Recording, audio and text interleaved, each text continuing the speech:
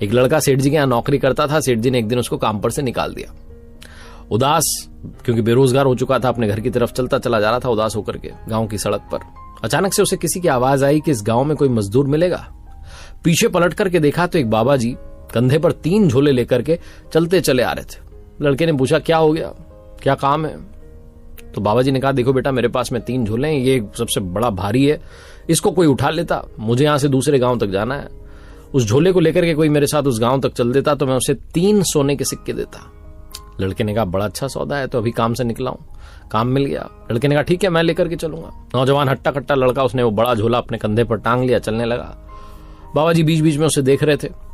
लड़के को लगा कि इनको शक हो रहा है कि मैं झोला लेकर के भाग जाऊं, मैं क्या करूंगा इसका। लड़के ने पूछ लिया वैसे कि इसमें है क्या, बड़ा भारी सा लग रहा है। बाबा जी ने कहा, बेटा, इसमें तांबे के सिक्के।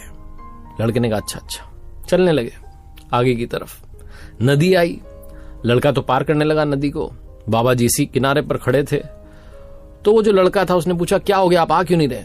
बाबा जी ने कहा, बेटा, मेरे पास में अभी भी 2 झोले हैं, और अगर गलती से मेरा पांव फिसल गया, मेरा बैलेंस गड़बड़ हो गया, संतुलन बिगड़ गया, तो मैं नदी के बहाव में बह जाऊंगा, डूब जाऊंगा, तुम मेरी कोई मदद कर दो। लड़के ने कहा, अब क्या करना है?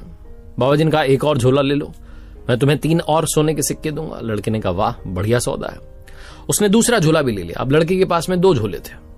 थोड़ा आगे चले तो लड़के ने पूछा कि बाबा जी एक बात बताइए, दूसरे वाले में क्या है, बड़ा भारी लग रहा है। बाबा जी ने कहा, बेटा, इसमें चांदी के सिक्के हैं। लड़के ने कहा, अच्छा अच्छा।